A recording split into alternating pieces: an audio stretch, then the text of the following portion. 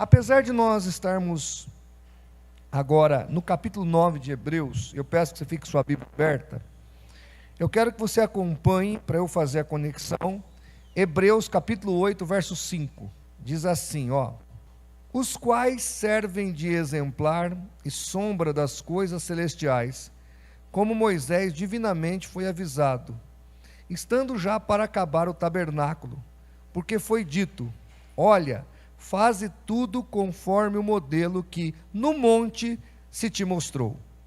Então aqui em Hebreus, eu vou pegar a conexão do nosso irmão Gilbert, de domingo passado, eu preciso fazer a conexão. Aqui em Hebreus, nós estamos observando que quando Deus chama o servo dele, o Moisés, ele leva o servo dele no monte, e ali no monte, ele fala com Moisés, e diz o seguinte, olha, você vai fazer um tabernáculo, para adorar o Senhor, que é o tabernáculo judaico, e ele diz assim, eu vou te passar o modelo, eu vou te passar as medidas, eu vou te passar o padrão que eu quero, porque Deus, irmãos, Ele especifica o que Ele quer de nós, Deus deixa claro o que Ele quer de nós, mesmo as pessoas que não são crentes, estão lá fora, já sabem o que Deus quer de nós. Por exemplo, quando você chuta o cachorro no meio da rua, o que o seu vizinho fala? Ah lá o crente, dando piti com o cachorro. O teu vizinho não crente está errado ou está certo? Está correto. E ele sabe o que é certo ou não? Veja, ele nunca veio na igreja, ele nunca leu a Bíblia, ele nunca participou de um culto, mas ele já sabe que não pode dar piti com o cachorro e sair dando pontapé no cachorro. Ele já sabe que isso é um destempero que não deveria fazer parte de um ser humano, ainda mais de um ser humano que é crente.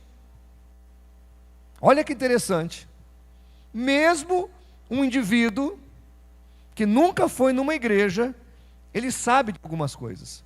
Então quando Deus quer alguma coisa, Ele fala, e Ele já revelou muitas coisas em níveis gerais para todas as pessoas.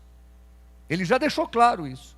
Então Ele chama Moisés, fala, Moisés, está aqui o modelo que eu quero, está aqui o jeito que eu quero, está aqui a maneira do meu gosto que eu quero. Mas aí o que acontece? Nós sabemos muito bem que o texto de Hebreus está falando de um templo no céu. Este templo, este tabernáculo, quando nós analisamos, ele tem um átrio exterior, ele tem um lugar santo e um lugar santíssimo. Ou seja, ele tem um lugar mais santo que o outro. Obviamente que um lugar desse não existiria no céu, porque todo o céu é lugar de santidade. Ou seja, Deus não estaria mostrando especificamente este templo. Se não, observe, você vai entender. A Stephanie vai colocar aí na tela. Colossenses 2,17 está escrito sobre tudo o que aconteceu no Velho Testamento. Diz assim, que são sombra das coisas futuras, mas o corpo é de Cristo. Então, olhe, preste atenção no que Paulo está dizendo. Paulo está afirmando que tudo o que se passou no Velho Testamento é o quê? Uma sombra. Sombra futura do que iria vir. Então, quando Deus chama Moisés e mostra o tabernáculo, Ele estava mostrando a realidade ou a sombra? A sombra. Moisés não tinha capacidade ainda para conceber a realidade. Ninguém no Velho Testamento tinha condição de conceber a realidade. Então as pessoas do Velho Testamento, elas contemplaram a sombra, ou o tipo, porque o Novo Testamento é um antítipo, é a realidade do que Deus quer e vai fazer, e está fazendo em nosso meio.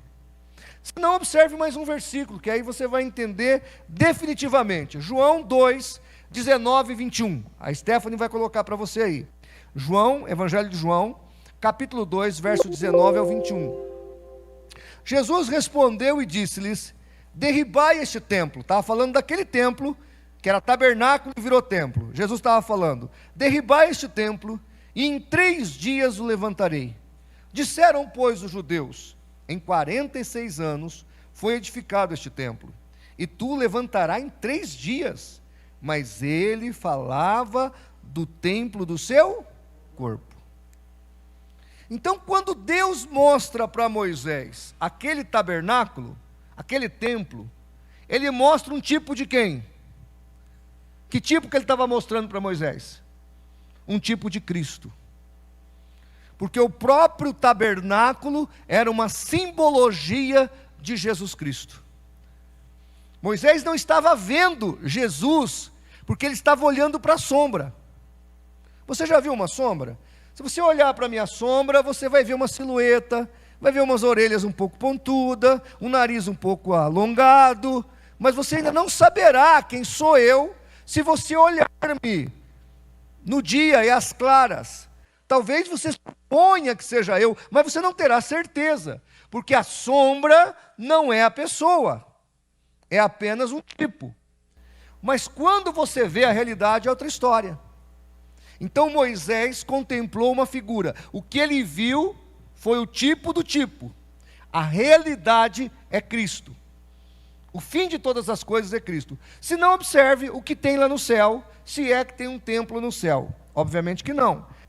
Apocalipse 21, 22. Veja que João diz assim: e nela, na cidade santa, não vi templo, porque o seu templo é o Senhor, Deus Todo-Poderoso e o Cordeiro. Então veja, Moisés recebeu uma pequena revelação do que havia de vir. Ele viu uma figura da realidade, e a realidade é Cristo. A realidade é o Senhor Jesus. Eu quero que você entenda uma coisa: a única realidade que pode mudar a sua realidade é Jesus Cristo. É Ele que morreu por você. É Ele que pagou o preço para curar as tuas feridas. É Ele que pagou o preço para redimir a tua alma. É Ele que pagou o preço para você um dia entrar no céu e na glória eterna. Então, querido, apesar das religiões, e aqui eu posso fazer por analogia o judaísmo ou qualquer outra religião, apesar das religiões apresentarem subterfúgios e placebos, a única realidade que pode mudar a sua vida é aquele que pagou o preço na cruz do Calvário, que é o nosso Senhor e Salvador Jesus Cristo. Agora sim, se não, observe Hebreus capítulo 9, e nós vamos ler o versículo 1, depois de 12 a 14, depois de 22 a 28. Acompanhe comigo na sua Bíblia, e se a Stephanie colocar lá também, não sei se eu coloquei todos os textos lá para ela. Diz o versículo 1 de Hebreus 9: ora, também o primeiro tinha ordenanças de culto divino, e um santuário terrestre. Versículo 12: nem por sangue de bodes e de bezerros, mas por seu próprio sangue, entrou uma vez no santuário, havendo efetuado uma eterna redenção. Porque se o sangue de touros, bodes e a cinza de uma novilha, esparzida sobre os imundos, os santificam, quanto mais a purificação da carne, quanto mais o sangue de Cristo, que pelo Espírito eterno se ofereceu a si mesmo, imaculado a Deus, purificará a vossa consciência das obras mortas, para servirdes ao Deus vivo. Verso 22 em diante. E quase todas as coisas, segundo a lei, se purifica com sangue. E sem derramamento de sangue não há remissão. De sorte que era necessário que as figuras das coisas que estão no céu, assim se purificasse, mas as próprias coisas celestiais, com sacrifícios melhores do que estes. Porque Cristo não entrou num santuário feito por mãos, figura do verdadeiro, porém no mesmo céu, para agora comparecer por nós perante a face de Deus. Nem também para si mesmo se oferecer, muitas vezes, como o sumo sacerdote, cada ano entrava aqui no santuário com sangue alheio. De outra maneira, necessário lhe fora padecer muitas vezes, desde a fundação do mundo, mas agora, na consumação dos séculos, uma vez se manifestou para aniquilar o pecado pelo sacrifício de si mesmo. E como aos homens está ordenado morrerem uma só vez, vindo depois disso o juízo, assim também Cristo, oferecendo-se uma vez para tirar os pecados de muitos, aparecerá segunda vez, sem pecado. Agora preste atenção. Quando você vai para os evangelhos, você vai observar que o diabo tentou matar Jesus de diversas maneiras. Tentou jogar Jesus de um pináculo, tentou apedrejar o Senhor Jesus, tentou enforcá-lo, tentou abafá-lo no meio da multidão. Em vários momentos, Satanás tentou matar o Senhor Jesus. Ele queria matar o Cristo, mas ele sagazmente sabia que tinha um lugar que ele não poderia morrer, porque maldito todo aquele que for pendurado no madeiro. Ele sabia que o sacrifício no lugar certo daria certo, por isso ele não queria que fosse na cruz. Lá no capítulo 16 a 18 de Mateus, nós temos uma passagem muito interessante. Lá em Mateus 16, Pedro revela que Jesus é o Cristo, o Filho do Deus vivo. E logo em seguida, o Senhor Jesus começa a falar que ele deveria ir para Jerusalém, e lá em Jerusalém, ele iria padecer por amor de todos e por todos. Naquele momento, Pedro olha para Cristo e fala assim: de forma nenhuma vou permitir que tu vá. De jeito nenhum. Jamais vou deixar que tu vá a Jerusalém e seja sacrificado numa cruz. Jamais. Naquele instante, Jesus olha para Pedro e fala o quê? Para trás de mim, Satanás. Veja, o diabo começou a soprar na orelha de Pedro, para que ele falasse que Jesus não deveria ir para a cruz. O diabo queria que ele morresse, mas não na cruz, porque foi na cruz, como está em Colossenses 2,14, foi na cruz, como está em Efésios 2,14 também, foi na cruz, como está aqui em Hebreus capítulo 9, que Deus, em Cristo Jesus, nos garantiu a salvação. Foi na cruz. Ele não queria que Jesus fosse para a cruz. Aquele sangue no madeiro seria a garantia da salvação eterna para as nossas vidas. E o texto fala, uma redenção eterna. Aquele sangue nos garantiria a entrada no Santíssimo pelas portas. Presta atenção no que vou dizer, nós não precisamos de mediadores. 1 Timóteo 2,5 está escrito: só há um mediador entre Deus e os homens, Jesus Cristo, o homem. Presta atenção no que vou dizer, você não precisa de mediador. Não é a Igreja Batista, não é o pastor da igreja, não é nenhuma instituição com CNPJ, não é o Papa, não é ninguém nesse mundo. O mediador é Jesus Cristo, aquele que deu a vida por você. Em nome dele que você chega.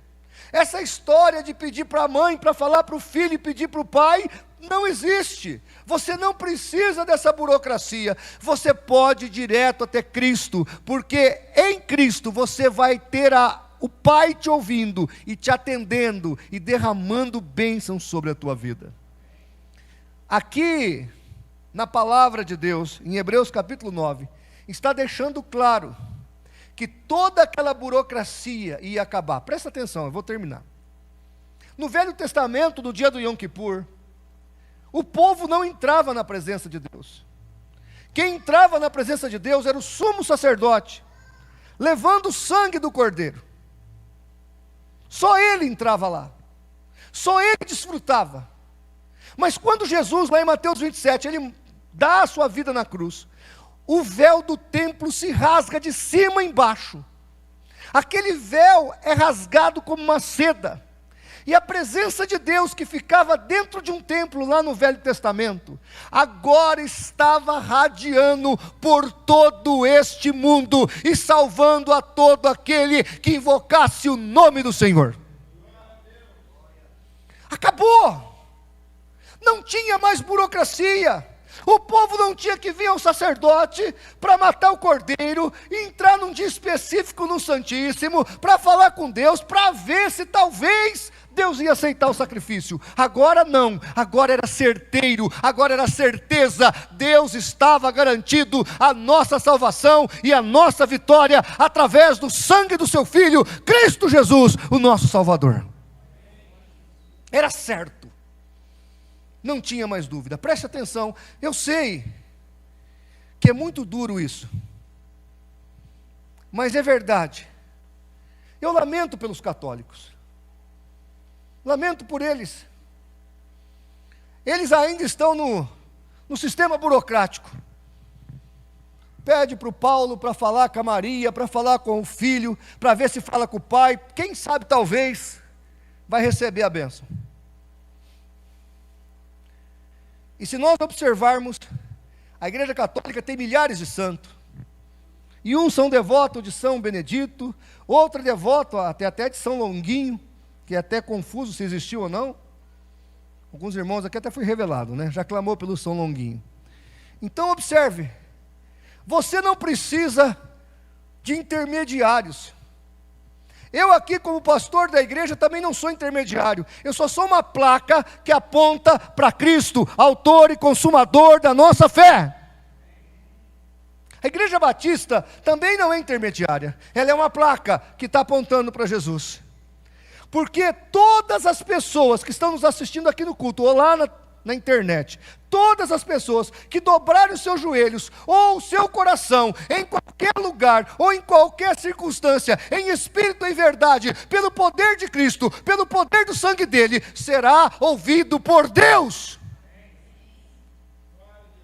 Irmãos, eu sou um pastor de uma pequena igreja, e procuro atender todas as pessoas, mas é mais fácil falar com Deus do que comigo. Porque às 4 horas da madrugada, talvez você vai ligar para minha casa e eu vou estar dormindo, talvez não. Mas Deus atende você às 4 da madrugada. Deus atende você no feriado. Deus atende você de dia, de noite, com chuva, sem chuva, com a igreja aberta, com a igreja fechada. Deus te atende a qualquer momento que a tua necessidade se fazer presente, porque o sangue de Jesus te garante acesso ao trono da graça. Isso é maravilhoso. Não precisa mais de bode, não precisa mais de cordeiro, não precisa mais de intermediários, não precisa mais desse monte de santo que a Igreja Católica tem. Também não precisa, você que talvez está me ouvindo aqui mesmo, na internet, que está me ouvindo e que gosta de fazer uma macumba na encruzilhada, não precisa daquele bode. Eu me lembro que uma vez eu entrei num Uber e falei, meu Deus, que calor. A mulher falou, está um calor do inferno, entra logo e fecha a porta. Era a mulher que estava me levando no Uber, não era o Ed não. E aí quando ela falou isso para mim, eu falei assim, a senhora nem imagina como é que o inferno é mais quente. E quem não tem Jesus é para lá que vai a pessoa. E ela falou, quem é você para dizer que eu estou indo para o inferno? Eu falei, não, a palavra é, qual a sua religião? Ela falou, eu sou do candomblé. Eu falei, a senhora está indo para o inferno. Ela olhou para mim e falou assim, que audácia, o senhor entra no meu carro e fala que eu vou para o inferno. Eu falei, a senhora quer que eu minta para a senhora? Mas eu vou explicar por que a senhora vai para o inferno. A senhora sabe como é que chama aquele Cristo que tem lá no Rio de Janeiro? É você aí? Como chama? No Corcovado? Cristo Redentor. Aí eu perguntei, a senhora sabe por que é Cristo Redentor? Ela falou, não é o bairro Redentor lá no Rio de Janeiro? Eu falei, não, ele se chama Cristo Redentor, porque Redentor vem de redimir. Redimir significa comprar em um mercado de escravo para pôr em liberdade. Foi isso que Jesus fez pela senhora. Ele pagou o preço pela sua alma, Ele te libertou, e a senhora não precisa reencarnar, nem fazer macumba nem encruzilhada para receber as bênçãos de Deus, porque tudo que vem de Deus é pela graça. E a senhora pode receber sem macumba, sem orixá, sem candomblé, só com Jesus. Aí a mulher começou a chorar. E ela falou: meu Deus, eu pedi para o Senhor falar comigo hoje, para Deus falar comigo hoje. Aí o Senhor entra já com o negócio do inferno, e eu não imaginava que ia sair alguma coisa boa, mas agora eu estou entendendo. Eu realmente não sabia que Cristo havia morrido pelos meus pecados e pagado pela minha vida. Falei: pois é, a senhora não precisa de mais nada. Procure uma igreja evangélica, vá servir Jesus, creia que Jesus Cristo já pagou a sua dívida. A senhora não tem que estar reencarnando, nem matando bode na encruzilhada. A mulher ficou feliz. Ela não precisava, ela podia parar o Uber e falar: desce, o carro é dela. Mas chegamos no final, e além de chegar no final, aquela mulher chorou e ficou admirada com a graça de Jesus. O que eu tinha a perder? R$10 pela corrida? R$15? Ficar no meio da estrada com sol quente? E daí? Valeu a pena. Então entendam, irmãos, não precisamos mais dessa parafernália que as religiões tentam colocar. Nós só precisamos ir direto à fonte, e Jesus já pagou o preço para nós irmos direto ao Senhor. Aqui, em Hebreus capítulo 9, ele está falando isso. E olha que interessante, versículo 27, e como aos homens está ordenado morrerem uma só vez, vindo depois disso o juízo. Agora, veja, irmãos, Paulo está escrevendo isso, mas isso não é para nós. Ele está falando que a humanidade sem Deus está ordenada a morrer, porque o salário do pecado é? O salário do pecado é? Então todos vão morrer. Puxa, pastor, sério? É, todos vamos morrer, a não ser que Jesus volte hoje. Mas todos morreremos, isso é um mandamento. Agora, olha que interessante, o texto bíblico fala assim: ao homem está ordenado morrer uma só vez, vindo depois disso o juízo. Por que Paulo aqui está escrevendo aos não salvos? Porque eles vão passar pelo juízo, e vão ser condenados após o juízo. É só você ler Apocalipse capítulo 20. Mas ele está mostrando que nós não passaremos por juízo. Romanos capítulo 8, verso 1 está escrito: nenhuma condenação há para aqueles que estão em... Não tem condenação, mas com o sangue de Jesus sobre mim e sobre você, não tem mais condenação. Tem gente que fica aí, tentando pagar para receber as bênçãos de Deus. As bênçãos de Deus são de graça. Não tem mais praga, não tem mais maldição sobre você. Ai, pastor, eu estou com uma maldição aqui na família. Meu querido, se você está em Cristo, as pragas, as maldições caíram todas por terra. Sobre ti não vale encantamento, sobre a tua vida estão as bênçãos do Senhor. Alguém talvez possa perguntar: pastor, mas se está escrito que o homem só vai morrer uma vez, e os 10 casos de ressurreições que tem do Velho e do Novo Testamento? Bom, em primeiro lugar, todas as 10 ressurreições que existem na Bíblia, os ressurretos voltaram a morrer. Exemplo, o caso de aquele homem que foi jogado na cova de Eliseu. Ele voltou a morrer. Quando Jesus ressuscita, algumas pessoas também saem do sepulcro. Aquelas pessoas voltaram a morrer. O filho da viúva de Naim voltou a morrer. Os 10 casos mostram que eles voltaram a morrer. Tá certo? Mas aí, pastor, você vai perguntar: está escrito que ao homem está ordenado a morrer, vindo depois disso o juízo. Pois é, essas pessoas que ressuscitaram e voltaram a morrer, porque elas não tinham condenação. Então, podemos orar por um morto para ele ressuscitar? Até podemos. Pode acontecer um milagre da ressurreição antes da ressurreição final. Mas esse morto voltará a morrer. E ele só vai ressuscitar se ele for um crente em Jesus que morreu sem condenação. As pessoas, tanto do Velho quanto do Novo Testamento, eram servos de Deus. Então elas puderam ser ressuscitadas. Agora, quem morrer sem esperança e sem Cristo, já está na segunda morte. E aí é só condenação eterna. Por isso que é muito importante, o dia que se chama hoje, lá em Hebreus 3, o apóstolo falou isso. No dia que se chama hoje, se apega com Deus, anda com Deus, coloca Jesus na tua vida, porque você não é dono do seu amanhã. Outra coisa, esse capítulo 9, verso 27, acaba com a teoria kardecista. Você não tem que ficar reencarnando. Irmãos, se a gente tivesse que reencarnar para pagar pelo nosso pecado, a gente estaria perdido eternamente. Porque os nossos pecados são impagáveis. Não tem jeito.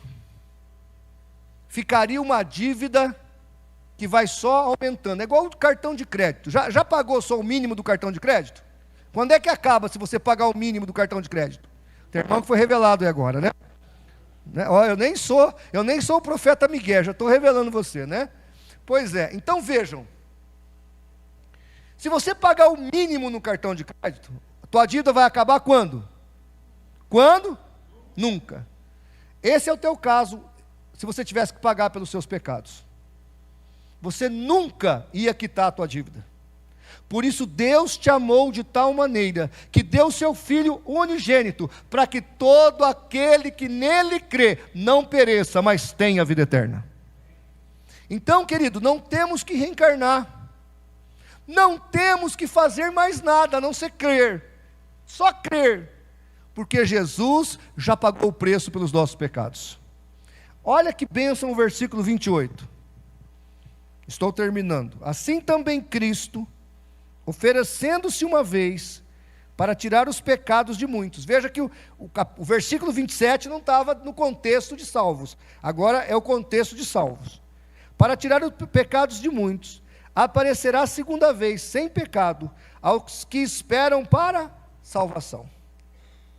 O autor de Hebreus, o apóstolo Paulo, ele está dizendo que Jesus morreu pelos seus pecados, ressuscitou, liberou acesso ao trono da graça, pelo sangue do Cordeiro, deu vida eterna para você, e ele está dizendo, ele voltará uma segunda vez, para buscar você. Lá em João 14, ele já repete isso, ele fala claramente que ele voltaria para nos buscar, que ele prepararia lugar para nós. Eu quero que os irmãos entendam o seguinte, nós temos um Deus que cuida de nós, e hoje nós temos acesso ao trono da graça, e hoje nós temos condições de ter fé e ter convicção de que a nossa alma está salva no Senhor. Se você crê nisso, fica de pé, vamos orar.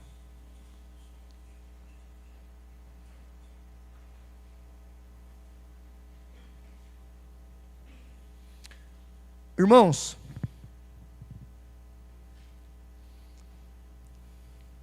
nenhuma religião, nenhuma outra religião oferece o que o cristianismo nos oferece: salvação pela graça. Nenhum outro Deus se liberou a esse nível como aconteceu com o Deus da Bíblia. Deus se liberou para você plenamente. Então, quando você estiver no seu dia a dia, lembre-se que Deus está com você. Quando você estiver trabalhando, lembre-se que Deus está com você. Quando você estiver na sua casa, lembre-se que Deus está com você. Aonde você estiver, lembre-se, Deus está do seu lado.